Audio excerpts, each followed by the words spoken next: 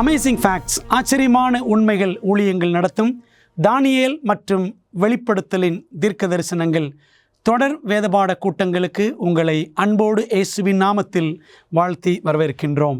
இந்த நாளின் பாடத்தை நாம் படிப்பதற்கு முன்பதாக உங்களுக்குரிய இலவச பிரதியை அறிமுகப்படுத்துகின்றோம். தேவனுடைய இலவச சுகாதார திட்டம். இந்த அழகான பிரதியை நீங்கள் பெற்றுக்கொள்ள வேண்டும் என்றால் எங்களுடைய தொலைபேசி எண்ணுக்கு அழைக்கும்படி உங்களை நான் கேட்டுக்கொள்கின்றேன்.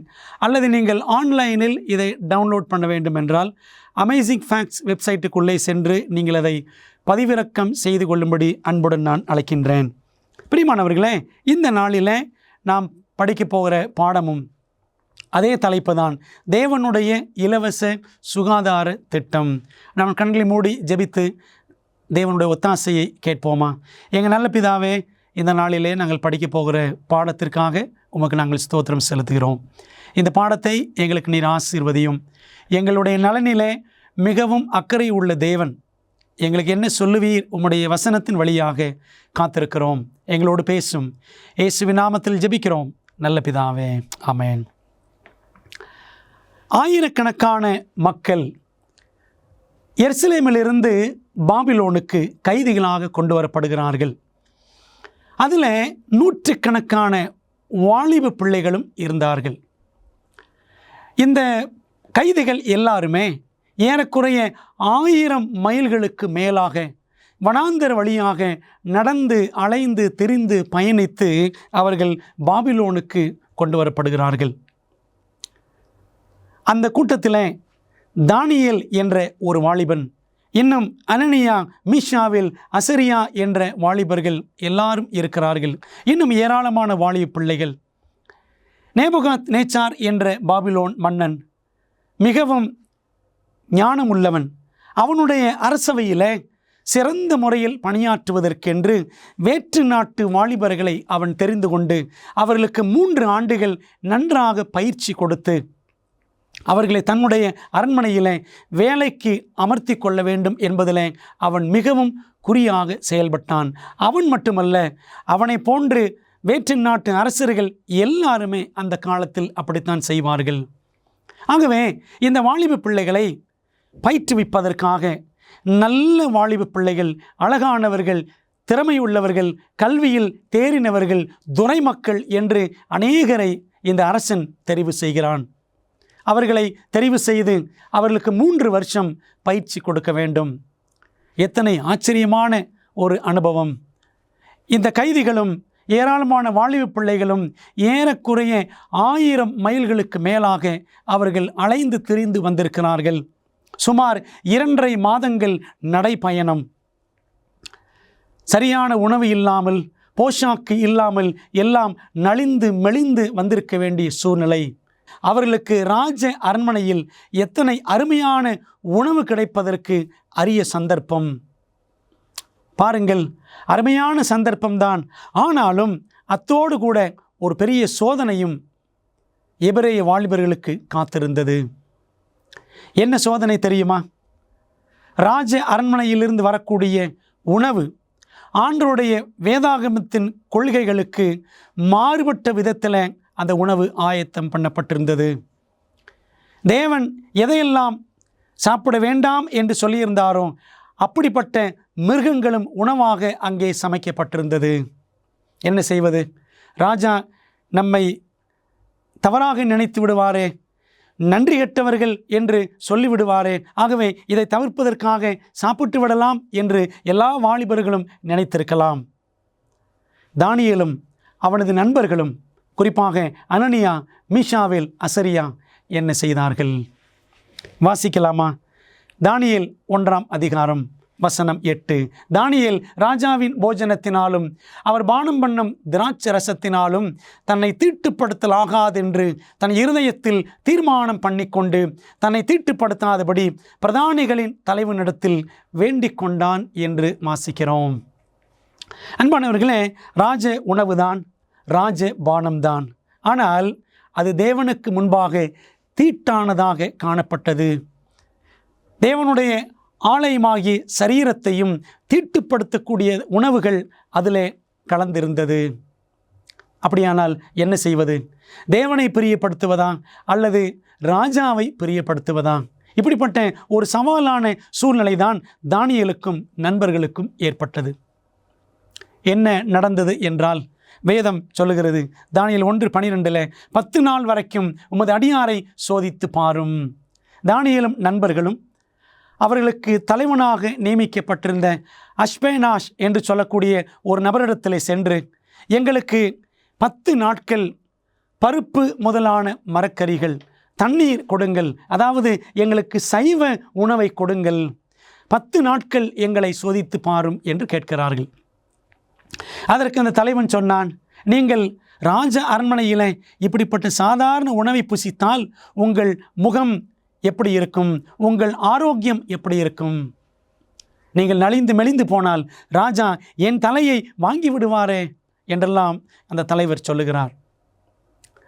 ஆனால் தானியேல் விடாப்பிடியாக 10 நாட்கள் எங்களை சோதித்து பாரும் என்று அவர் அழுத்தி அழுத்தி சொல்லவும் பிரதானிகளின் தலைவனும் சரி என்று சொல்லிவிடுகிறார். 10 நாள் சென்ற பின்பு ராஜபோஜனத்தை புசித்த எல்லா வாலிபரை பார்க்கிலும் அவர்கள் முகம் களை உள்ளதாயும் சரீரம் புஷ்டி உள்ளதாயும் காணப்பட்டது என்று தானியேல் 1:15 வாசிக்கிறோம். ஏராளமான வாலிப பிள்ளைகள் ராஜ அரண்மனையிலிருந்து வரக்கூடிய உணவுக்கு ஓகே சொல்லிவிட்டார்கள். ஆனால் தானியேலும் அவருடைய 3 நண்பர்கள் மாத்திரம் ராஜாவின் கட்டளைக்கு அல்ல, ராஜாதி ராஜாவாகிய தேவனுடைய கட்டளைக்கு கீழ்ப்படிய வேண்டும் என்று சொல்லி அந்த ராஜ உணவை, ராஜ போஜனத்தை தவிர்த்தார்கள். காரணம் என்ன? நாங்கள் தீட்டுப்பட்டு விடக்கூடாது. அன்பான தேவ பிள்ளைகளே, தானியேல் 1ஆம் அதிகாரம் சொல்லுகிறது, இந்த 4 பேரும் மற்ற எபிரேய வாலிபர்களை காட்டிலும் அவர்கள் 10 மடங்கு சமர்த்தராய் இருந்தார்கள். நேபுகாத்நேச்சார் அவர்களை பரிசோதித்து பார்த்த பொழுது அவர்களைப் போன்று ஞானமும் அழகும் உள்ளவர்கள் வேறு எவரும் இல்லை என்று அவன் கண்டுகொண்டான் என்று தானியேல் 1ஆம் அதிகாரம் முடிகிறது. அன்பான தேவ பிள்ளைகளே, நமக்குரிய பாடம் என்ன? நல்ல உணவை தெரிந்து கொண்டவர்கள் 4 பேர்தான். ஆனால் ராஜா கொடுக்கிற, உலகம் கொடுக்கிற, அரண்மனை கொடுக்கிற ஆடம்பர உணவை தெரிந்து கொண்டவர்கள் ஏராளமான பெயர்கள்.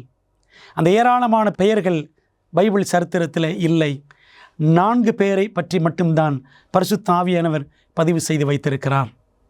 பிரியமான தேவ பிள்ளைகளே, நமக்கென்று தேவன் கொடுத்திருக்கிற, வடிவமைத்த முதல் உணவு திட்டம் என்ன என்று நாம் பார்க்கலாமா? ஆதியாகமத்தில் 1ஆம் அதிகாரம் 29ஆம் வசனம், பின்னும் தேவன், இதோ பூமியின் மேல் எங்கும் விதை தரும் சகலவித பூண்டுகளையும் விதை தரும் கனிமரங்களாகிய சகலவித விருட்சங்களையும் உங்களுக்கு கொடுத்தேன், அவைகள் உங்களுக்கு ஆகாரமாய் இருக்க கடவுது என்றார். அன்பானவர்களே, உலகத்திலே பாவம் தோன்றுவதற்கு முன்பாகவே தேவன் கொடுத்த உணவு திட்டம் என்னவென்றால், வசனம் சொல்லுகிறது, சகலவித பூண்டுகள், கனிகள் தரக்கூடிய விருட்சங்கள், இவைகளிலிருந்து கிடைக்கிற பொருட்களையே நீங்கள் ஆகாரமாய் கொள்ளுங்கள் என்று தேவன் சொன்னார். ஆனால் பாவம் உள்ளே நுழைகின்றது.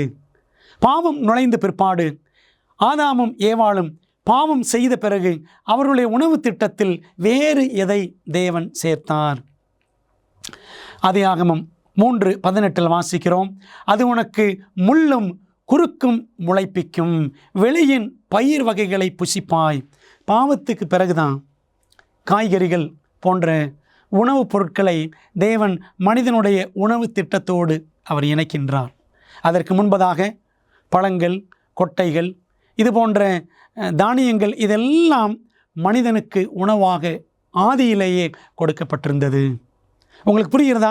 ஆதி உணவு திட்டத்தில் பாவத்துக்கு முன்னும் சரி, பாவத்துக்கு பிறகும் சரி, தேவன் கொடுத்த உணவு எல்லாம் இயற்கையானதாகவே, ஆரோக்கியமானதாக, சைவ உணவாகவே இருந்தது என்று நாம் பார்க்கின்றோம்.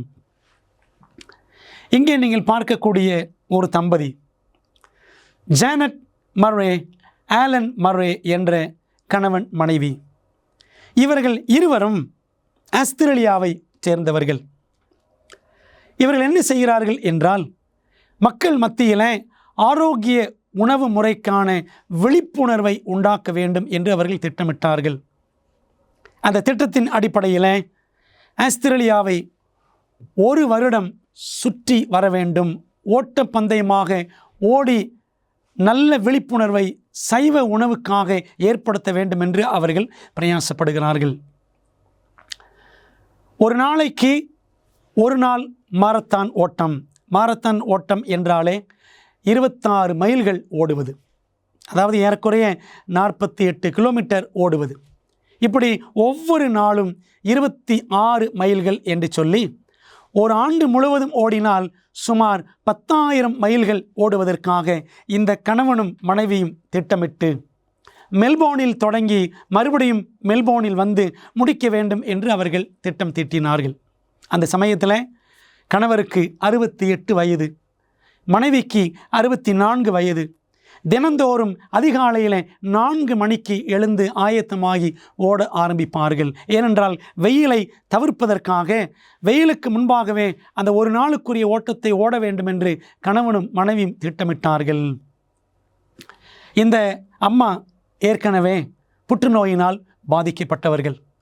இந்த ஓட்டம், பயிற்சி, ஆரோக்கியமான இயற்கையான உணவு முறைதான் எனக்கு விடுதலையை கொடுத்தது என்பதை எல்லாருக்கும் பறைசாற்றி விழிப்புணர்வு ஏற்படுத்துவதற்காக கணவனும் மனைவியும் இதை செய்தார்கள். இப்படி ஒவ்வொரு நாளும் அவர்கள் ஓடும் பொழுது அவர்கள் புசித்ததெல்லாம் என்ன தெரியுமா?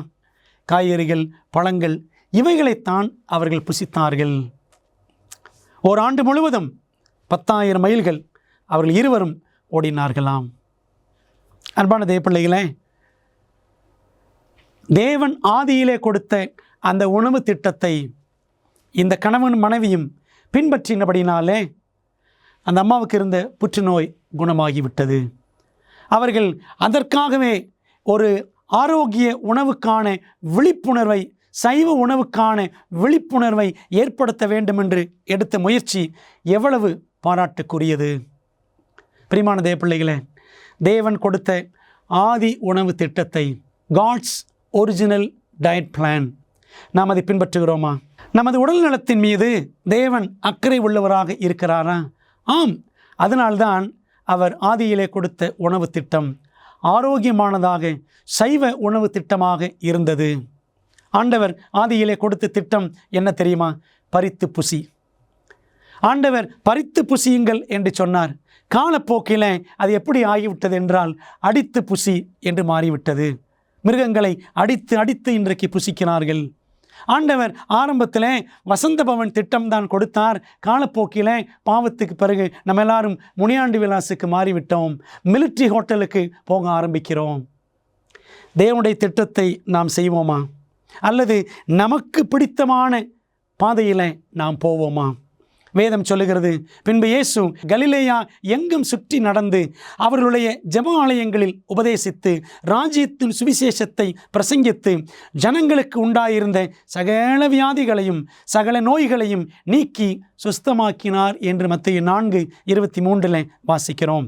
ஆண்டவர் இயேசு கிறிஸ்து இந்த உலகத்தில் வாழ்ந்த பொழுது 3.5 ஆண்டுகளும் அந்த ஊழிய காலகட்டத்தில் அதிகமாக பிரசங்கித்தாரா அல்லது அதிகமாக சுகமாக்கும் ஊழியத்தை செய்தாரா என்று கேட்டால், ஆண்டவர் இயேசு கிறிஸ்து அதிகமாக சுகமளிக்கும் ஊழியத்தை தான் அவர் செய்தார். வசனம் சொல்லுகிறது பாருங்கள், சுஸ்தமாக்கினார் என்று வாசிக்கிறோம். இந்த உலகத்தில் நீங்களும் நானும் சுஸ்தமாக வாழ வேண்டும், ஆரோக்கியமாக வாழ வேண்டும் என்று தேவன் விரும்புகிறார். நான் என்ன வேண்டுமானாலும் புசிப்பேன், நோய்வாய்ப்படுவேன், ஆண்டவர் சுகம் தருவார், அது விசுவாசம் அல்ல. ஆண்டவர் எனக்கு கொடுத்த உணவு திட்டத்தை நான் அப்படியே பின்பற்றி ஆரோக்கியமாக வாழ்ந்து இந்த ஆரோக்கிய சத்தியத்தை பிறருக்கும் சொல்லுவேன் என்பதுதான் உண்மையான விசுவாசம். தேவன் நமக்கு கொடுத்திருக்கிற வார்த்தையை பாருங்கள். 3 யோவான் 2 பிரியமானவனே, உன் ஆத்துமா வாழ்கிறது போல நீ எல்லாவற்றிலும் வாழ்ந்து சுகமாயிருக்கும்படி வேண்டுகிறேன். நான் மட்டுமல்ல, என் குடும்பம், சபையார் எல்லாருமே ஆரோக்கியமாய் இருக்க வேண்டும் என்று தேவன் நமக்கென்று அவர் சித்தம் வைத்திருக்கிறார். வேதத்தில் தொடர்ந்து பாருங்கள், யோவான் 10:10 நானோ அவைகளுக்கு ஜீவன் உண்டாயிருக்கவும் அது பரிபூரணப்படவும் வந்தேன் என்று இயேசு சொன்னார். இந்த படத்தில் ஒரு தாத்தாவை பார்க்குறீங்க. ஜார்ஜ் பிளேயர் என்ற ஒரு தாத்தா, ஜார்ஜ் பிளேயர். அவருக்கு 92 வயது நிறைந்த ஒரு தாத்தா. ஆனால் அவர் எப்படி நீர்ச்சறுக்கல் விளையாடுகிறார் என்று பாருங்கள். கால்களில் எந்த விதமான செருப்பு, ஷூ எதுவுமே அணியாமல் அவர் என்ன செய்கிறாரு, 92 வயசில் வாட்டர் ஸ்கீயிங் என்று சொல்லக்கூடிய நீர்ச்சறுக்கு விளையாட்டில் அவர் ஈடுபட்டிருக்கிறார். இன்றைக்கு நாம் எல்லாரும் ஆரோக்கியமாக வாழ வேண்டும் என்பது தேவனுடைய விருப்பம். ஆனால் இன்றைக்கு குழந்தைகள் பிறக்கும் பொழுதே சக்கரை வியாதியோடு பிறக்கின்றன. 30 வயது 40 வயதை தொட்டவுடனே இன்றைக்கு ஆண்களும் பெண்களும் இன்சுலின் ஊசிகளை போட ஆரம்பித்து விடுகிறோம். எப்பேற்பட்ட ஒரு கொடுமையான காலகட்டம். இந்த 21ஆம் நூற்றாண்டிலும் நீங்களும் நானும் ஆரோக்கியமாக வாழ முடியுமா? முடியும்தான். தேவன் நமக்கு வரைந்து கொடுத்திருக்கிற ஆரோக்கிய திட்டத்தை, இலவசமான அந்த திட்டத்தை பின்பற்றினால் நாமும் பரிபூர்ண ஜீவனோடு வாழ முடியும் என்று தேவன் நமக்கு தெரியப்படுத்துகின்றார். இஸ்ரவேல் ஜனங்கள் தேவனுக்கு கீழ்ப்படிந்து அவருக்கே சேவை செய்வார்களானால் அவர்களிடம் இருக்கும் நோய்கள் அனைத்தையும் நீக்குவேன் என்று கர்த்தர் வாக்குத்தத்தம் செய்தார். அவர் தமது வாக்குத்தத்தத்தை நிறைவேற்றினாராம். வேதாமத்தில் படித்து பாருங்கள். யாத்திராகமம் 15:26 வசனத்தில் தான் இந்த வாக்குத்தத்தம் இருக்கிறது. என்னுடைய கட்டளைகளுக்கெல்லாம் நீங்கள் கீழ்ப்படிந்து நடந்தால் எகிப்தியருக்கு வரப்பண்ணின வியாதிகளில் ஒன்றையும் உங்களுக்கு வரப்பண்ணேன், நான் உங்கள் பரிகாரியாகிய கர்த்தர் என்று ஆண்டவர் சொன்னார். உண்மைதான். தேவன் சொன்னபடியே இஸ்ரவேல் ஜனங்களை வழி நடத்தினார். சங்கீதம் 105:37 வாசிக்கிறோம். அப்பொழுது அவர்களை வெள்ளியோடும் பொன்னோடும் புறப்பட பண்ணினார். இஸ்ரவேல் மக்கள் 400 ஆண்டுகள் அடிமைத்தனம் முடிந்து அவர்கள் எகிப்திலிருந்து தேவனுடைய தேசமாகிய கானான் தேசத்திற்கு அவர்கள் புறப்படுகிறார்கள். அப்படி போகிற வழியில் 40 ஆண்டுகளும் ஆரோக்கியமாகத்தான் இருந்தார்கள். அவர்கள் கோத்திரங்களில் பலவீனப்பட்டவன் ஒருவனும் இருந்ததில்லை. நீங்கள் வேதாகம வரலாற்றிலே படித்து பாருங்கள். இஸ்ரவேல் ஜனங்கள் யாருக்காகிலும் சுகர் வந்ததா? இஸ்ரவேல் மக்கள் யாருக்காவது புற்றுநோய் வந்ததா? யாராவது எனக்கு சளி பிடித்திருக்கிறது, ஜுரம் வந்து விட்டது, தொற்று நோய் என்று யாராவது சொன்னார்களா? வசனம் சொல்லுகிறது, தேவன் சொன்ன வாக்கின்படியே அவர்கள் கோத்திரங்களில் பலவீனப்பட்டவன் ஒருவனும் இருக்கவில்லை. தேவன் நம்ம எல்லாருமே ஆரோக்கியமாக வாழ வேண்டும் என்று அவர் விரும்புகிறார் என்பது எத்தனை உண்மை. நம்முடைய ஆரோக்கியம் ஏன் தேவனுக்கு மிகவும் முக்கியமானதாக இருக்கிறது? பைபிளில் வாசிக்கிறோம். 1 கொரிந்தியர் 6:19-20 வசனங்கள்.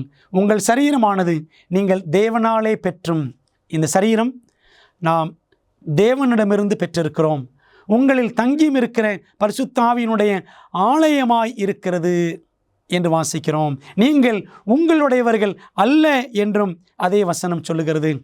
என்னுடைய சரீரம் என்ன வேண்டுமானாலும் செய்வேன், அது கொள்கை அல்ல. நீங்கள் உங்களுடையவர்கள் அல்ல, நீங்கள் தேவனுடையவர்கள் என்பதுதான் சரியான கொள்கை. ஆகையால் தேவனுக்கு உடையவைகளாகிய உங்கள் சரீரத்தினாலும் உங்கள் ஆவியினாலும் தேவனை மகிமைப்படுத்துங்கள் என்று நாம் வாசிக்கிறோம். 1 கொரிந்தியர் 6:19-20 வசனங்களில் நாம் தேவனை மகிமைப்படுத்த வேண்டும். பவுல் சொல்லுகிறார் தொடர்ந்து, அப்படி இருக்க சகோதரரே, நீங்கள் உங்கள் சரீரங்களை பரிசுத்தமும் தேவனுக்கு பிரியமுமான ஜீவபலியாக ஒப்பு கொடுக்க வேண்டும் என்று தேவனுடைய இரக்கங்களை முன்னிட்டு உங்களை வேண்டிக் கொள்ளுகிறேன். இதுவே நீங்கள் செய்யத்தக்க புத்தியுள்ள ஆராதனை. ரோமர் 12:1. நம்முடைய சரீரங்களை நாம் ஆண்டவருடைய சித்தம் செய்யத்தக்கதாக நாம் ஒப்பு கொடுக்க வேண்டும்.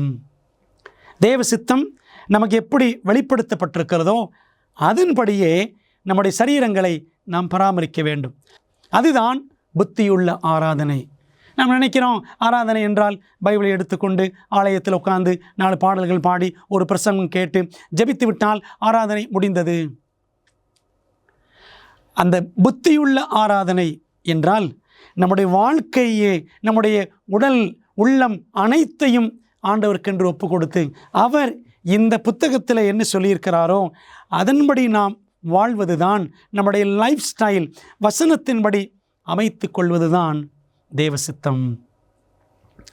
அதனால தான் தேவன் நம்முடைய ஆரோக்கியத்தில் மிகவும் அக்கறையோடு இருக்கிறார் என்று நாம் பார்க்கின்றோம். ஆரோக்கியமான வாழ்க்கை வாழ்வதற்கு வேதாகமம் கூறும் நல்ல சட்டம் என்ன? 1 கொரிந்தியர் 10:31 ஆகையால் நீங்கள் புசித்தாலும் குடித்தாலும் எதை செய்தாலும் எல்லாவற்றையும் தேவனுடைய மகிமைக்கென்று செய்யுங்கள் என்று நாம் வாசிக்கிறோம். அன்பானவர்களே, 1ஆம் தூது ஞாபகம் இருக்கிறதா? 3 தூதுகள். வெளிப்படுத்தல் 14ஆம் அதிகாரம் 6 முதல் 12 வசனங்கள்.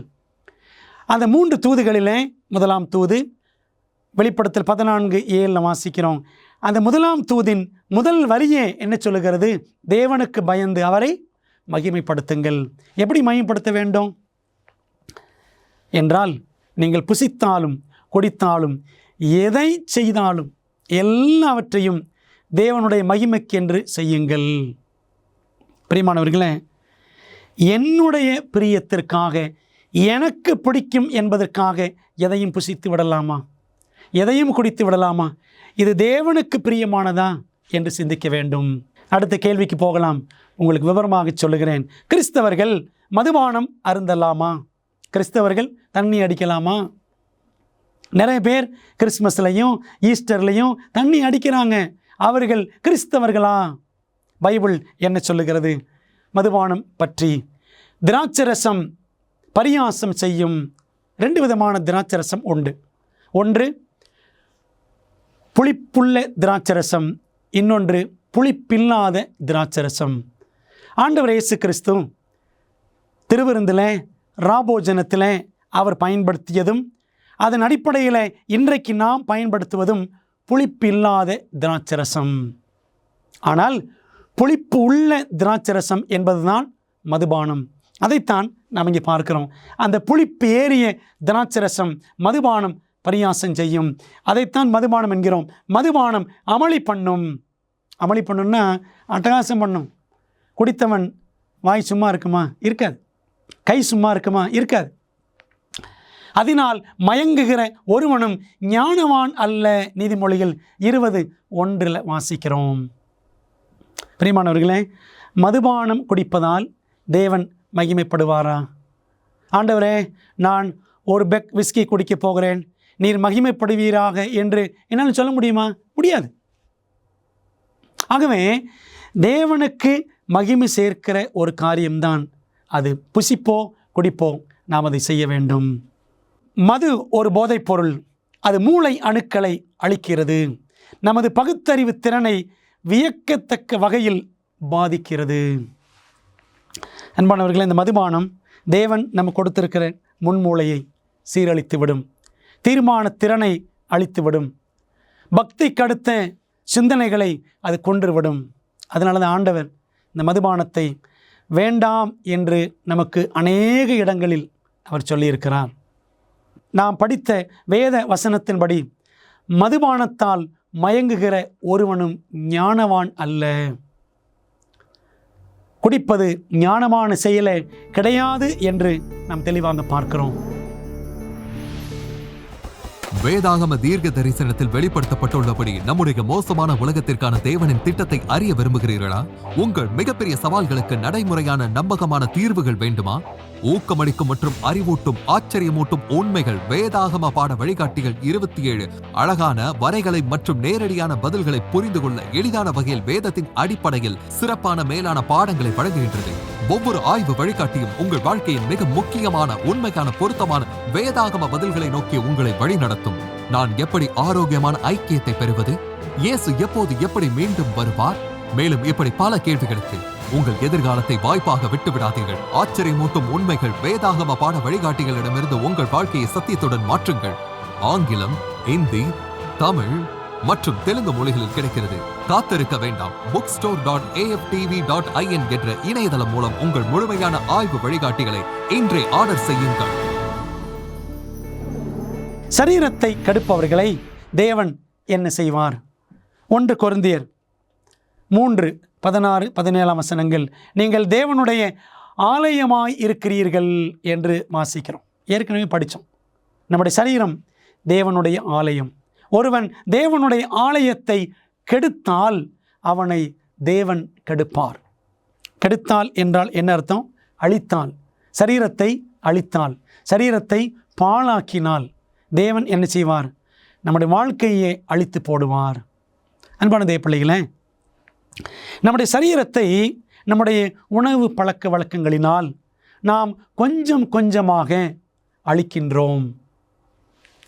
அதனால தான் தேவன் ஒரு கட்டளை கொடுத்திருக்கிறார், கொலை செய்யாதிருப்பாயாக. யாத்திராகம் 20:13. நம்முடைய தீய பழக்க வழக்கங்கள், நம்முடைய தவறான உணவு பழக்க வழக்கங்கள் வழியாக நாம் நம்மை நாமே கொலை செய்து கொள்கிறோம், தற்கொலை செய்கிறோம். கொலை என்றால் நம்ம நினைக்கிறோம் கத்தி எடுத்து குத்தணும், துப்பாக்கி எடுத்து சுடணும், அப்போ தான் கொலை என்று நினைக்கிறோம். அப்படி அல்ல, அதுவும் கொலைதான். அதே சமயத்தில் நம்முடைய சரீரத்தை நாமே அழித்து கொள்கிறோம் என்று தெரியாமலே அழித்து கொண்டிருப்போமானால் அதுவும் கொலைதான். பாருங்கள், புகையிலை பழக்கம், போதைப் பொருட்கள் அநேகம் உண்டு. அதில் ஒன்று இந்த புகையிலை. வட அமெரிக்காவில் மிக விலை உயர்ந்த 2வது போதைப் பொருள் புகையிலை. இன்றைக்கி பள்ளிக்கூடத்தில் படிக்கிற பிள்ளைகள் எல்லாரும் புகைப்பிடிக்கிறார்கள். பெண்கள் தாராளமாக புகை வண்டிகளாகவே இன்றைக்கு நடந்து திரிகிறார்கள். தேவன் இதனால் மகிமைப்படுவாரா? ஆண்டவரே, இந்த சிகரெட்டை நான் குடிக்க போகிறேன், எனக்கு உதவி செய்யும் சொல்ல முடியுமா? முடியாது. ஆகவே இந்த காரியங்கள் எல்லாம் தேவனுடைய ஆலயமாகிய சரீரத்தை கெடுக்கிற விஷயங்கள். அதை செய்தால் தேவன் அவனை கெடுப்பார். அன்பான தேவ பிள்ளைகளே, வேதம் இவ்வளவு தெளிவாக சொல்லியிருக்கும் பொழுது நாம் தவிர்க்க வேண்டும் அல்லவா? நிறைய பேர் கேட்பாங்க, பைபிளில் சிகரெட் குடிக்காதே என்று போட்டிருக்கிறதா? ஆண்டவர் சில விஷயங்களை நேரடியாக சொல்லவில்லை, ஆனால் அதற்குரிய பிரின்சிபிள்ஸ், தத்துவங்கள், விதிமுறைகள் வேதாகமத்திலே அடங்கியிருக்கின்றன. அதில் முக்கியமான விதிமுறை தான், இந்த சரீரம் என்னுடையது அல்ல, இது தேவனுடையது, இது தேவனுடைய ஆலயம், இதை நாம் தீட்டுப்படுத்தக்கூடாது என்ற அழகான தத்துவத்தை ஆண்டவர் வேதாகமத்திலே வைத்திருக்கிறார். நாம் புசிக்கிற காரியங்களை பார்க்க போகிறோம். என்ன பாலூட்டிகளை மனிதர்கள் உட்கொள்ளலாம் என தேவன் அனுமதித்தார்? பைபிளில் இதற்கென்று ஆண்டவர் 2 சிறப்பான அதிகாரங்களை வைத்திருக்கிறார். லேவியராகமம் 11ஆம் அதிகாரம், உபாகமம் 14ஆம் அதிகாரம். 2 அதிகாரங்கள் படித்து பாருங்கள், 2 ஏறக்குறைய ஒரே மாதிரி இருக்கும்.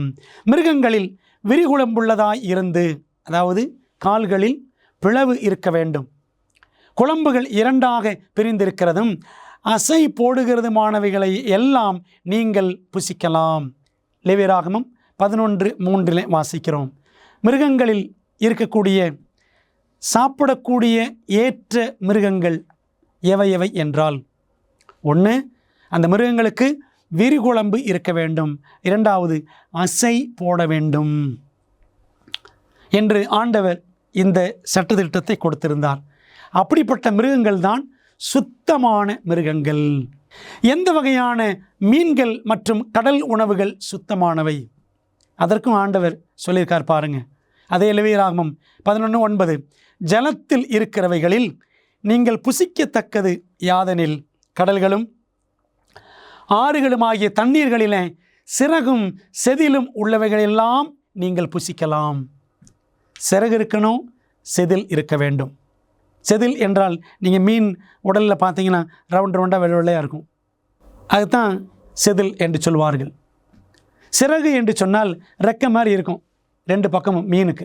இதெல்லாம் இருக்க வேண்டும். இப்படிப்பட்ட கடல் உயிரினங்களை புசிக்கலாம்.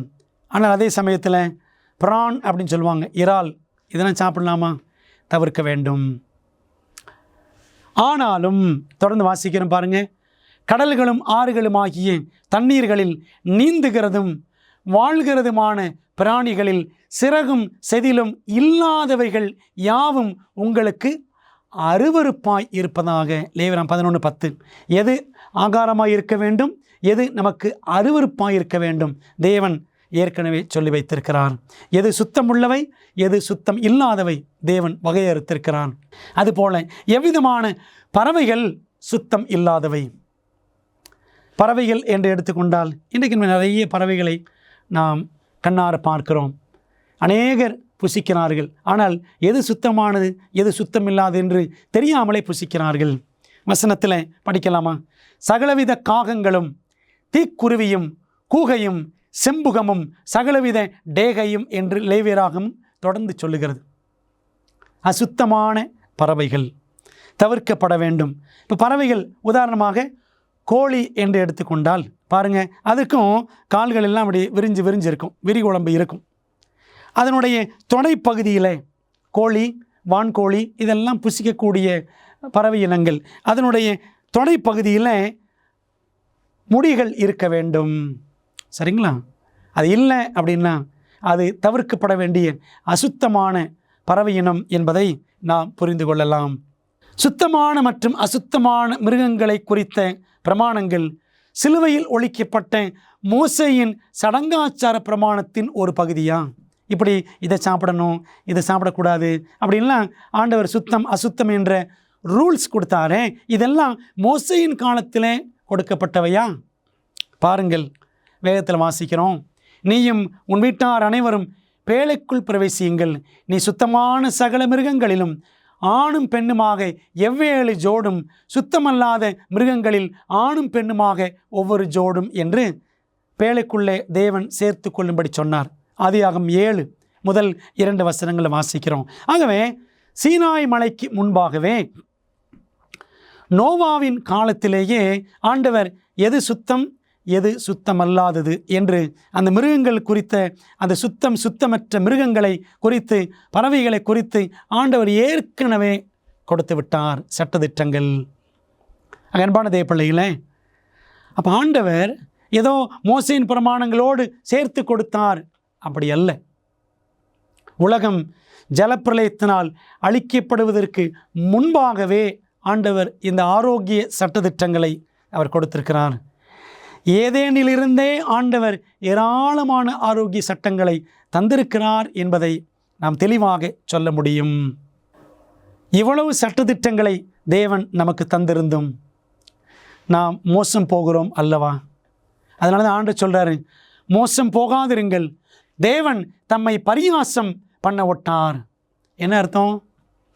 ஆண்டவர் சொல்கிறதெல்லாம் கேட்காம என்னுடைய இஷ்டம் போல் நான் சாப்பிட்டு விட்டு கடைசியில் நோய்வாய்ப்பட்டு படுத்த பிற்பாடு, ஆண்டவரே என்னை மன்னியும், என்னுடைய பாவங்களை மன்னியும், எனக்கு ஒரு அற்புதம் செய்யும் என்று சொல்லுவது, தேவன் கொடுத்த கட்டளைகளை மீறிவிட்டு நோய்வாய்ப்பட்டு தேவனிடத்தில் அற்புதம் செய்யும் என்று நாம் கெஞ்சினோம் என்றால் அது அவரை பரியாசம் பண்ணுவதற்கு சமமாக இருக்கும். சில நேரங்களில் திருச்சபையில் நான் போதகராக இருக்கிறபடினால அநேக விசுவாசிகளுக்கு சொல்லுவேன், ஐயா அம்மா ரொம்ப நீ குண்டாக இருக்கிறீங்க, அதனால் இந்த அசைவ உணவெல்லாம் நிறுத்துங்க அப்படின்னு சொல்லுவேன். சொல்கிறதை யார் கேட்பான்? கேட்க மாட்டாங்க. திடீர்னு பார்த்தீங்கன்னா அவங்களுக்கு ஹார்ட் அட்டாக் வந்துடும். ஆஸ்பத்திரியில் போய் படுத்து கிடப்பாங்க. ஜெபம் பண்ண போவேன். அப்போ சொல்லுவாங்க, என்ன சொன்னாங்க டாக்டர்? நான் கேட்பேன். அதுக்கு அவங்க சொல்லுவாங்க, பாஸ்டர் டாக்டர் நான்வெஜ் சாப்பிடக்கூடாதுன்னு சொல்லியிருக்கிறாரு. அப்போ நான் மெதுவாக அவங்ககிட்ட சொல்லுவேன், இதைத்தானே நான் ஏற்கனவே சொன்னேன். ஆண்டவர் ஏற்கனவே கொடுத்திருக்கிற திட்டத்தை தான் ஊழியக்காரர்கள் போதிக்கிறார்கள். பாருங்களேன், அது ஒரு ஊழியக்காரர் சொன்னால் கேட்க மாட்டேங்கிறோம். கடைசியில் பல லட்சங்கள் செலவழித்து ஒரு டாக்டர் சொன்ன பிறகு தான் நமக்கு புத்தி வருகிறது. ஆண்டவர் சொல்கிறாரு, மோசம் போகாதிருங்கள், தேவன் தம்மை பரியாசம் பண்ண ஒட்டார். மனுஷன் எதை விதைக்கிறானோ அதையே அறுப்பான். கலாத்தியர் 6:7 வாசிக்கிறோம். பிரியமான தேவ பிள்ளைகளே, நாம் தேவனை மகிமைப்படுத்துகிறோமா? நம்முடைய புசிப்பு, நம்முடைய குடிப்பு தேவனுக்கு பிரியமாய் இருக்கிறதா? அசுத்தமான உணவுகளை உட்கொள்வது மிகப்பெரிய குற்றம் என்று தேவன் கூறுகிறாரா?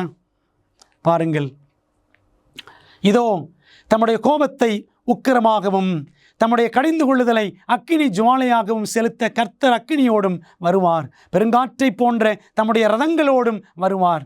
தங்களை தாங்களே பரிசுத்தப்படுத்தி கொள்ளுகிறவர்களும் தோப்புகளின் நடுவிலே தங்களை தாங்களே ஒருவர் பின் ஒருவராய் சுத்திகரித்து கொள்ளுகிறவர்களும். தொடர்ந்து வாசிக்கிறோம். பன்றி இறைச்சியையும் அருவருப்பானதையும் எலியையும் சாப்பிடுகிறவர்களும் ஏகமாய் சங்கரிக்கப்படுவார்கள் என்று கர்த்தர் சொல்லுகிறார் என்று ஏசாயா 66 வாசிக்கிறோம். பன்றிக்கறி சாப்பிடுவது இன்றைக்கு பரவலாக பின்பற்றப்படுகிறது. தேவன் அதை ஒத்துக்கொள்ளுகிறாரா என்றால் பைபிளில் படிக்கிறோம், அது அருவருப்பானது.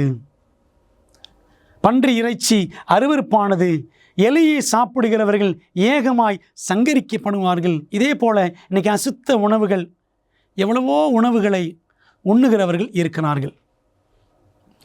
வேதம் இதையெல்லாம் அங்கீகரிக்கிறதா? இதற்கு ஆதாரமாக எந்த உணவு வேண்டுமானாலும் சாப்பிடலாம், ஸ்தோத்திரத்தோடு சாப்பிட்டால் எதுவும் நாம் தள்ள வேண்டாம் என்று சில வசனங்களையும் காட்டுகிறார்கள்.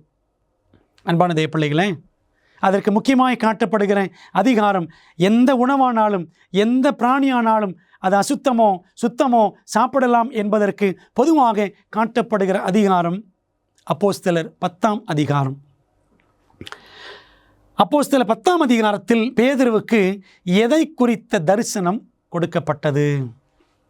அந்த அதிகாரம் முழுக்க நாம் படித்து பார்த்தோம் என்றால், பேதுரு ஒரு தரிசனம் ஒன்று பார்க்கிறார். அந்த தரிசனத்தில் வானத்திலிருந்து ஒரு துப்பட்டி, ஒரு பிளாங்கெட் இறங்கி வருகிறது. அதில் ஏராளமான அசுத்த பிராணிகள் எல்லாம் கிடந்தது. வானத்திலிருந்து ஒரு சத்தம் உண்டாயிற்று, பேதுருவே எழுந்து அடித்து புசி என்று ஒரு சத்தம் கேட்டதாம். அப்போது பேதுரு சொல்கிறாரு, ஆண்டவரே, என் சின்ன வயசுலேருந்து நான் தீட்டானதெல்லாம் சாப்பிட்டதே கிடையாது. இப்படியே அவர் சொல்லும் பொழுது ஒரு 3 தடவை அந்த பிளாங்கெட், அந்த துப்பட்டி கீழே இறங்கி வந்து போனதாம். இதை வச்சுக்கிட்டு தான் எல்லாரும் சொல்கிறாங்க, ஆண்டவர் பேதுருட்ட சொன்னார்ல, அந்த துப்பட்டிக்குள்ளே எல்லா சுத்தமான பிராணிகளும் இருந்தது, நீ சாப்பிடு என்று சொன்னாரே. இதை வச்சு தான் என்னுடைய பாட்டியும் என்கிட்ட சொன்னாங்க 10-15 வருஷங்களுக்கு முன்பதாக, என்ன வேணாலும் சாப்பிடலாம், ஆண்டவர் பேதுருவுக்கு அப்படித்தானே சொப்பனம் கொடுத்தாரு அப்படின்னு சொன்னாங்க. அப்போ தான் நான் இந்த அப்போஸ்தலர் 10ஆம் அதிகாரத்தை படிக்க ஆரம்பித்தேன். அன்பான தேவ பிள்ளைகளே, அந்த அப்போஸ்தலர் 10ஆம் அதிகாரத்தில் பேதுரு கண்ட தரிசனத்தில் எதையாகிலும் அவர் அந்த தரிசனத்துக்கு அப்புறம் அடித்து புசித்தாரா என்று தேடி பார்த்தால் அப்படி ஒன்றும் இல்லை. எதையுமே அடித்து பேதுரு புசிக்கவில்லை. நண்டு, நட்டுவாக்காளி ஏதாவது புசித்தாரா? இல்லை. அந்த தரிசனத்துக்கு அப்புறம் தேவன் என்ன சொன்னார் தெரியுமா? அந்நிய ஜாதியானோடே கலந்து அவனிடத்தில் போக்குவரவாய் இருப்பது யூதனானவனுக்கு விளக்கப்பட்டிருக்கிறது என்று நீங்கள் அறிந்திருக்கிறீர்கள். அப்படி இருந்தும் எந்த மனுஷனையும் தீட்டுள்ளவன் என்றும் அசுத்தன் என்றும் நான் சொல்லாதபடிக்கு தேவன் எனக்கு தரிசனத்தில் காண்பித்திருக்கிறார் என்று அப்போஸ்தலர் 10:28 பேதுரு சொல்லுகிறார். அன்பானவர்களே, என்ன சம்பவம் அப்படின்னா, கொர்நேலியு என்ற மனிதன், அவன் ரோம பட்டாளத்தின் 100க்கு அதிபதி. அவனுக்கும் சத்தியத்தை சொல்ல வேண்டும். அவன் ஒரு அஞ்ஞானி, ஆண்டவரை அறியாதவன், புறஜாதியான். அவனுக்கு போய் சத்தியம் சொல்லு என்று ஆண்டவர் பேதுருவுக்கு ஒரு வாய்ப்பு அளிக்கின்றார். பேதுரு ஒரு யூதன், கொர்நேலியு ஒரு அஞ்ஞானி, ரோமன். ஒரு யூதன் எப்படி ஒரு அஞ்ஞானி வீட்டுக்கு போகலாம்? பிரச்சனை வருமே. அப்போ பாருங்க, அதனால தான் தேவன் அந்த தரிசனத்தை பேதுருவுக்கு காண்பித்தார். எந்த மனுஷனையும் தீட்டுள்ளவன் என்றும் அசுத்தன் என்றும் நான் சொல்லாதபடிக்கு, பேதுரு அப்படி சொல்லாதபடிக்கு தேவன் எனக்கு காண்பித்திருக்கிறார். பேதுருவே, கொர்நேலியு வீட்டுக்கு போ, அவன் ரோமன் தான், போய் சத்தியத்தை சொல்லு என்று அவனை ஊழியத்திற்கு அனுப்புவதற்காகத்தான் தேவன் அந்த தரிசனத்தை கொடுத்தாரே ஒழிய நீ என்னன்னாலும் அடித்து சாப்பிடு என்பதற்காக கிடையாது. அன்பான தேவ பிள்ளைகளே, அப்போஸ்தலர் 10ஆம் அதிகாரம் தவறாக புரிந்து கொள்ளப்பட்டிருக்கிற அதிகாரங்களில் ஒரு முக்கியமான அதிகாரம். அன்பான தேவ பிள்ளைகளே, ஆதியிலே தேவன் என்ன உணவு திட்டம் கொடுத்தாரோ அதை இடையிலே தேவன் எங்குமே மாற்றவில்லை. நாம் தான் தவறாக புரிந்து கொண்டு நம்முடைய இச்சைகளுக்கேற்ப நாம் எல்லாவற்றையும் புசிக்கலாம் என்று நாமும் கெட்டுப்போய் பல நேரங்களிலே அடுத்தவர்களையும் கெடுக்கிறோம். கிறிஸ்தவர்களுக்கான ஒரு நல்ல அடிப்படை ஆரோக்கிய சட்டம் என்ன தெரியுமா? 1 கொரிந்தியர் 9:25 வாசிக்கிறோம். பந்தயத்திற்கு போராடுகிற யாவரும் எல்லாவற்றிலேயும் இச்சை அடக்கமாய் இருப்பார்கள். Temperance in all things. எல்லாவற்றிலும் இச்சை அடக்கமாக இருக்கணும். டீ காஃபி யாராவது கொடுக்குறாங்களா? இல்லை ஐயா, நான் குடிக்க மாட்டேன். நன்றி அப்படின்னு சொல்லணும். சொல்ல முடியுமா? முடியலையே. இச்சையடக்கம் இல்லையே. அன்பான தேவ பிள்ளைகளே, இச்சையடக்கம் உணவு மற்றும் உணவு உண்ணுதல், குடித்தல், எல்லா காரியங்களும், அலங்கரித்தல், உடுத்துதல், பேசுதல், உறங்குதல், படித்தல், எல்லாவற்றிலும் இச்சையடக்கம் மிகவும் அவசியம். இச்சையடக்கம் இல்லாததுனால தான் காடை காடை என்று இஸ்ரவேல் ஜனங்கள் அலைந்தபடியினால்தான் கடைசியில் அவர்கள் எல்லாரும் பாடையிலே போனார்கள். நீங்கள் படித்து பாருங்கள், என்னாகமம் 11ஆம் அதிகாரம். அவர்கள் காடை வேண்டும் என்று எல்லாரும் தவித்தார்கள், துடித்தார்கள். கடல்ல இருந்து காடை வந்தது. ஆண்டவர் மன்னா கொடுத்தார். ஆண்டு கொடுத்த மன்னா என்ற ஆரோக்கிய உணவு, சைவ உணவு பரலோகத்திலிருந்து வந்துச்சு. இவர்கள் கேட்ட காடை எங்கேருந்து வந்துச்சு? பரலோகத்திலிருந்து வரல. அது கடல்ல இருந்து அடித்த காற்றின் அடிப்படையில் வந்து பாளையம் எங்கும் விழுந்தது. 2 நாளா 3 நாளா இஸ்ரவேல் மக்கள் காடைகளை சேர்த்து வைத்தார்கள். இச்சையோடு புசித்தார்கள். அவர்கள் புசித்த காடைகள் மூக்கு வழியாக, வாய் வழியாக வெளியே வந்தது. அவர்கள் அப்படி இச்சித்தபடினாலே தேவன் அவர்களை அடித்தார். ஆயிரக்கணக்கானவர்கள் ஒரே நாளிலே மரித்தார்கள். பார்த்தீங்களா? இச்சை அடக்கம் இல்லை. தானியேலுக்கும் அவரது நண்பர்களுக்கும் இச்சை அடக்கம் இருந்ததல்லவா? அதனால தான் அவர்கள் மற்ற எல்லாரை காட்டிலும் மேன்மையான நிலையை அடைந்து, உங்களுக்கு தெரியுமா, தானியேல் சுமார் 94 வயது வரைக்கும் உயிரோடு வாழ்ந்தார் என்று சொல்லி உரையா ஸ்மித் என்ற வேத அறிஞர் தெல்ல தெளிவாக தானியேல் விளக்க புத்தகத்தில் அவர் எழுதி வைத்திருக்கிறார். ஏறக்குறைய 100 வருஷங்கள். இந்த தாத்தா பார்த்தோம்ல, ஜார்ஜ் பிளேயர், 92 வயது. அன்பான தேவ பிள்ளைகளே, ஆரோக்கிய உணவு விதிமுறைகளை நாம் பின்பற்றினால், தேவனுடைய ஆரோக்கிய சட்டத்தை பின்பற்றினோம் என்றால் நாம் எவ்வளவு சுகாதாரமாய் வாழ முடியும். ஆகவே நீங்களும் நானும் இச்சையடக்கத்தை பின்பற்ற வேண்டியது மிக அவசியம். ஆவியின் கனி 9 என்று கலாத்தியர் 5ஆம் அதிகாரத்தில் வாசிக்கிறோம். 22, 23 வசனங்களில் அன்பு, சந்தோஷம், சமாதானம், நீடிய பொறுமை, தயவு, நற்குணம், விசுவாசம், சாந்தம், இச்சையடக்கம் 9வது கடைசி கனி அதுதான். கடைசி காலத்தில் இருக்கிற நாம் கவனமாய் கண்காணிக்க வேண்டிய கனி நம்மிடத்தில் அந்த கனி இருக்கிறதா என்று நாம் பார்க்கணும். இச்சை அடக்கம். அந்த இச்சை அடக்கம் நம்மிடத்தில் இல்லை என்றால் அந்த இச்சை நம்மை அடக்கம் பண்ணிவிடும். அன்பான தேவ பிள்ளைகளை, எவ்வளவு கவனமாக நாம் இருக்க வேண்டும் என்பதற்காக ஆண்டவர் அந்த சட்டதிட்டங்களை தந்திருக்கிறார். வேதாகம ஆரோக்கிய கோட்பாடுகள் இன்றும் நடைமுறையில் உள்ளனவா? 21ஆம் நூற்றாண்டில் வாழக்கூடிய நாம் வேதாகமத்தில் இருக்கக்கூடிய ஆரோக்கிய கொள்கைகளை இன்றும் பின்பற்றலாமா? ஏற்ற இந்த காலத்திற்கேற்ற ஆரோக்கிய சட்டங்கள் வேதாகமத்தில் இருக்கின்றனவா? ஒவ்வொன்றாக பார்ப்போம். முதலாவது, தனிமைப்படுத்தப்பட்ட நடைமுறைகள் தொற்று நோயை கட்டுப்படுத்துகிறது. பாருங்களேன், கொரோனா வந்துச்சு, COVID-19. எங்கே பார்த்தாலும் எல்லாரையும் தனிமைப்படுத்தினார்கள். குவாரண்டைன். எங்கே பார்த்தாலும் இதே வார்த்தை தான் கேள்விப்பட்டோம். ஆண்டவர் இதை லேவியராகமத்தில் 13:46 ஏற்கனவே சொல்லி வைத்திருக்கிறார். குஷ்டரோகம் வந்தவர்கள் அவர்கள் தனிமைப்படுத்தப்பட வேண்டும். தொற்று நோய் எதுவானாலும் நாம் கவனமாக தனித்திருக்க வேண்டும். மனித உடல் கழிவுகள் பூமியில் புதைக்கப்பட வேண்டும். உபாகமம் 23 12 13 படித்து பாருங்கள். இஸ்ரவேல் மக்கள் கேம்பில் பாளையத்தில் இருந்த பொழுது தூரத்தில் வெளியில் போய் நினச்சி வாங்கலாம், ஒரு கையில் குச்சி எடுத்துகிட்டு போவாங்க. அவர்கள் ஒரு குழி தோண்டி அதில் கழிவுகளை அவர்கள் இருந்த பிற்பாடு பிறகு அதை மூடிவிட வேண்டும். பூனைகள் அதைத்தான் செய்யும். பார்த்தீங்களா, இன்றைக்கு நம்முடைய வீடுகளுக்குள்ளேயே டாய்லெட் இருக்கிறது. ஒரு காங்கிரஸ் கட்சியை சேர்ந்த ஒரு வயதான மனிதர், அவர் ஒரு நாள் பார்க்க போனேன், நம்முடைய சபையை சேர்ந்தவர். அவர் ரொம்ப வயசானவர், கல்யாணம் ஆகாதவர், காந்தியவாதியும் கூட. அப்போது அவர்கிட்ட சொன்னேன், ஐயா வயசானவராக இருக்கிறீங்களே, டாய்லெட் வெளியில் தூரமாக இருக்குங்கய்யா, வீட்டுக்குள்ளே இருக்கிற மாதிரி நீங்கள் பார்க்கக்கூடாதா, உங்களுக்கு யாருமே துணைக்கு இல்லையே அப்படின்னு சொன்னேன். அப்போ அவர் சொன்னார், வீட்டுக்குள்ளேயே டாய்லெட் வச்சு கட்டுறவன் கண்ட்ரி புரூட் அப்படின்னு சொன்னார். அன்பான தேவ பிள்ளைங்களே, இன்றைக்கி வீட்டுக்குள்ளேயே டாய்லெட், இதுதான் நம்முடைய ஆரோக்கிய திட்டம்.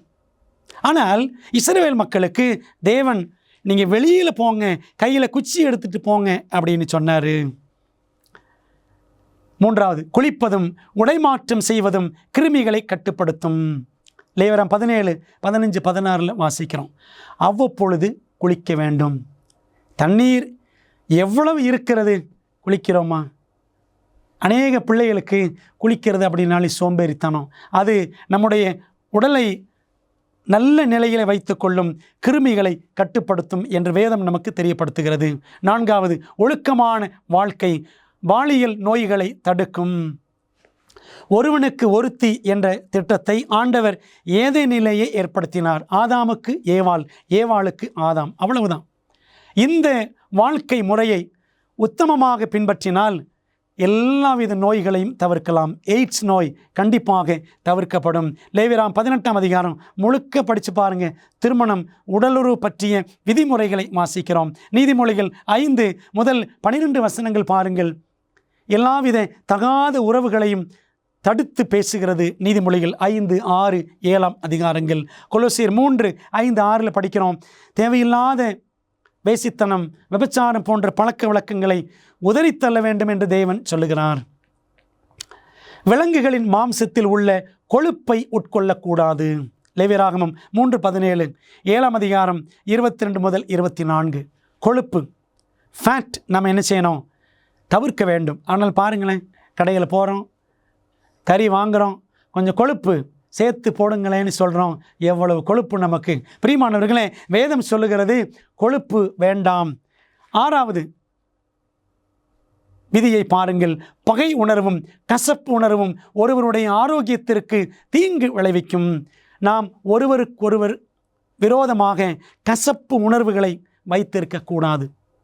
நமக்கு நல்ல உறவுகள் அவசியம். இந்த வசனங்கள் எல்லாம் படித்து பாருங்கள், நமக்கு நன்றாக புரியும். அதுபோல அதிகப்படியான உணவை உட்கொள்ளுதல் உடலுக்கு கேடு விளைவிக்கும்.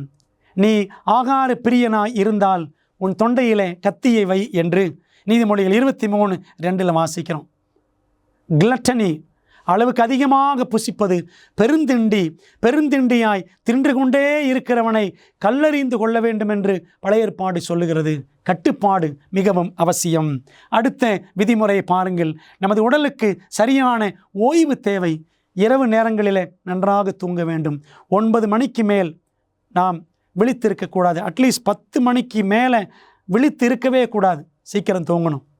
நல்ல ஓய்வு நமக்கு தேவை என்று தேவன் நமக்கு கட்டளையிட்டிருக்கிறார். வேலையின் முக்கியத்துவம், உழைக்கணும். உழைத்தால்தான் சாப்பிட வேண்டும். சோம்பேறியாக இருக்கிறவர்கள் சாப்பிடக்கூடாது. 2 தெசலோனிக்கேயர் 3:10 படித்து பாருங்கள். யாத்திராம் 20 அந்த 9-10 வசனங்களிலே ஓய்வு நாள் பற்றிய கட்டளையில் ஆண்டவர் சொல்லியிருக்கிறார், 6 நாளும் வேலை செய், 7ஆம் நாளிலே ஓய்வு நாள். பார்த்தீங்களா, வேலை செய்யணும். அது உடலுக்கு உள்ளத்திற்கு மிகவும் ஆரோக்கியம் தரும். நேர்மறையான மனப்பான்மை ஒரு சிறந்த மருந்து. நல்ல சிந்தனைகள், நல்ல நினைவுகளை நாம் தேவனிடத்திலிருந்து கிருபையாக கேட்டு பெற்றுக்கொள்ள வேண்டும். நீதிமொழிகள் 17:22, 1 தீமோத்தேயு 6:6 படித்து பாருங்கள். போதும் என்ற மனம் என்று பவுல் சொல்லுகிறார். எனக்கு இது போதும். மன நிறைவோடு நாம் வாழ்வது நமக்கு ஆரோக்கியம்.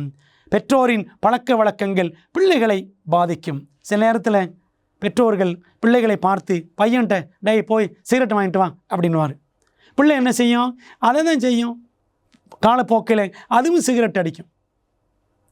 அன்பான தேவ பிள்ளைகளே, ஆக பெற்றோர்கள் பிள்ளைகளுக்கு நல்ல முன்மாதிரியை வைக்க வேண்டும். இல்லை என்றால் ஆண்டவர் நிச்சயமாறு பெற்றோர்கள் செய்கிற பாவங்களை பிள்ளைகள் தொடர்ந்தால் 3ஆம் 4ஆம் தலைமுறை மட்டும் தேவன் விசாரிப்பேன் என்று 2ஆம் கட்டளையில் யாத்திராம் 20:5 அவர் சொல்லியிருக்கிறதை நாம் படிக்கின்றோம். பிரியமான தேவ பிள்ளைகளே, நம்ம எல்லாரும் பரலோகத்திற்கு போக வேண்டியவர்கள். பரலோகத்திற்கு சென்றால் பரலோகத்தில் உள்ளவர்கள் மிருகத்தை கொன்று சாப்பிடுவார்களா? அங்கே போனால் நான்வெஜ் கிடைக்குமா? சிக்கன் 65 கிடைக்குமா பரலோகத்தில்? என் பரிசுத்த பர்வதம் எங்கும் அவைகள் தீங்கு செய்வதுமில்லை, கேடு உண்டாக்குவதுமில்லை என்று கர்த்தர் சொல்கிறார். ஏசாயா 65:25. பரலோகத்தில் எந்த விதமான சிக்கனோ மட்டனோ கிடைக்காது. அங்கே எந்த விதமான மிருக கொலையும் நடக்காது. பைபிளில் படிக்கிறோம் பாருங்க, வெளிப்படுத்தல் 21:4, இனி மரணமும் இல்லை, பரலோகத்தில் எந்த உயிர்களையும் நாம் கொன்று சாப்பிட மாட்டோம். ஏதேனிலே ஆண்டவர் என்ன கொடுத்தாரோ அதே தான் மீண்டும் ஏதேனிலே அதே சைவ உணவு, பழங்கள், கொட்டைகள், காய்கறிகள் இவைகள் தான் நமக்கு கிடைக்கும் என்பதை மனதிலே நாம் பதித்து கொள்ள வேண்டும். அன்பான தேவ பிள்ளைகளே, தேவனுக்கு பிரியமான உணவு திட்டத்தையும் ஆரோக்கியம் சம்பந்தப்பட்ட மாற்றங்களையும் நாம் எப்படி மேற்கொள்ள முடியும்? எனக்கு இந்த கெட்ட பழக்கம் இருக்கிறதே, நான் இதை விட முடியவில்லையே, அதை விட முடியவில்லையே என்று நீங்கள் அங்கலாய்க்கிறீர்களா? என்ன செய்யலாம் என்று தவிக்கிறீர்களா? இதை தவிர்க்க வேண்டும், முடியவில்லையே என்று தவிக்கிறீர்களா? அவர்கள் அங்கே வந்து அதில் சி என்று இகழப்படத்தக்கதும் அருவருக்கப்படத்தக்கதுமாய் இருக்கிறது எல்லாம் அதிலிருந்து அகற்றுவார்கள். எசேக்கியேல் 11:18 வாசிக்கிறோம். நாம் இயேசு கிறிஸ்துவுக்குள் வந்து உறுதியான தீர்மானம் செய்வோம் என்று சொன்னால் ஆவியானவர் ஆரோக்கியமற்ற பழக்க வழக்கங்கள் எல்லாவற்றையுமே சீ என்று தள்ளுவதற்கு நமக்கு பலனை கொடுப்பார். நம்முடைய சுய சித்தம் அல்ல, தேவ சித்தம் செய்ய நம்மை அர்ப்பணித்தால் தேவன் நமக்கு பலன் கொடுப்பார். அவைகளின்படி செய்ய நான் அவர்களுக்கு ஏக இருதயத்தை தந்து அவர்கள் உள்ளத்தில் புதிய ஆவியை கொடுத்து, தம்முடைய பரிசுத்த ஆவியை கொடுத்து, கல்லான இருதயத்தை அவர்கள் மாம்சத்திலிருந்து எடுத்து போட்டு சதையான இருதயத்தை அவர்களுக்கு அருளுவேன், அவர்களின் ஜனமாயிருப்பார்கள், நான் அவர்கள் தேவனாயிருப்பேன் என்று எசேக்கியேல் 11:18-20 வரை வாசிக்கிறோம். எல்லாவித ஆகாத பழக்க வழக்கங்களையும் அகற்றுவதற்கு நம்மிடத்திலே பலன் இல்லை. ஆவியானவர் நமக்கு பலன் அருளுவார். ஆகவே தேவனுடைய இலவச ஆரோக்கிய திட்டத்தை பின்பற்ற நம்மை நாமே அர்ப்பணிக்க வேண்டும். கிறிஸ்தவ வாழ்க்கையில் மிக முக்கியமான பங்கு வகிக்கும் ஆரோக்கிய பிரமாணங்களை தானியேல் மற்றும் நண்பர்கள் கை கொண்டதால் தேவன் அவர்களை கனப்படுத்தினார். 4 பேருமே அந்த அஞ்ஞான அரசாங்கத்தில் தேவனுடைய மகிமைக்காக உயர்த்தப்பட்டார்கள். ஆண்டோடைய சட்டத்திட்டங்களுக்கு, ஆரோக்கிய கொள்கைகளுக்கு நாம் உண்மையாயிருந்தால் தேவன் நம்மையும் உயர்த்துவார். தேவனுடைய வார்த்தையில் உள்ள ஆரோக்கிய பிரமாணங்களை பின்பற்றவும், தேவனுடைய பரிசுத்த ஆவியானவர் தங்கும் ஆலயமாக உங்களை ஒப்பு கொடுக்கவும் உங்களுக்கு விருப்பமா? அப்படியானால் என்னோடு சேர்ந்து ஜெபிப்பீர்களா? நல்ல பிதாவே, இந்த நாளிலே உம்முடைய சிறந்த ஆரோக்கிய திட்டத்தை பற்றி நாங்கள் படித்தோம். கர்த்தாவே, எங்களுடைய நலனிலே, உடல் நலன், உள்ள நலன் எல்லாவற்றிலும் நீர் அக்கறை உள்ள தெய்வமாக இருக்கிறீர். தகப்பனே, அதை குறித்து மிக கொஞ்சமான அளவில் நாங்கள் வேதாகமத்தில் படித்தோம். இன்னும் ஆழமாய் கற்றுக்கொள்ள உதவி செய்யும். தேவனே, நீர் தந்திருக்கிற சரீரம் உம்முடைய ஆலயம் என்று கருதி நாங்கள் அதை கெடுக்காதபடி, ஆண்டவரே, புசித்தாலும் குடித்தாலும் உம்மை மையப்படுத்த உதவி செய்யும். ஒருவேளை இந்த செய்தி கேட்கிற யாராயிலும் தவறான பழக்க வழக்கங்களினால் அவர்கள் தடுமாறி வாழ்ந்து கொண்டிருப்பார்கள் என்றால் விடுவையும் தொட்டு ஆசீர்வதியும். இயேசுவின் நாமத்தில் ஜெபிக்கிறோம் நல்ல பிதாவே, ஆமேன். அன்பான தேவ பிள்ளைகளே, தேவனுடைய சத்தத்திற்கு, சத்தியத்திற்கு கீழ்ப்படிய ஒப்பு கொடுங்கள். கர்த்தர் உங்களை ஆசீர்வதிப்பார். மீண்டும் அடுத்த வேத பாடத்தில் சந்திப்போம். கர்த்தர் உங்களோடு இருப்பாராக. ஆமேன். இந்த வேத பாடங்களை படித்ததால் உங்கள் மனதிலே கேள்விகள் இருக்கின்றனவா? அப்படியானால் உங்கள் கேள்விகளை திரையில் தெரியும் எண்ணை பயன்படுத்தி எங்களுக்கு தெரியப்படுத்துங்கள். இல்லை என்றால் உங்கள் கேள்விகளை info@aftv.in என்ற முகவரிக்கு மின்னஞ்சல் செய்யுங்கள். வேதாகமத்தை தொடர்ந்து கற்றுக்கொள்ளும் பொழுது கர்த்தர் உங்களை ஆசீர்வதிப்பாராக. 50 வருடங்களுக்கும் மேலாக அமேசிங் ஃபேக்ட் ஊழியங்கள் நற்செய்தியை உலகம் முழுவதும் பகிர்ந்து கொண்டிருக்கிறது. இயேசுவின் சித்தத்தின்படி அனைத்து மக்களுக்கும் நித்திய சுவிசேஷத்தை அறிவித்துக் கொண்டிருக்கிறது. உங்கள் ஜெபத்திற்கும் ஆதரவிற்கும் நன்றி.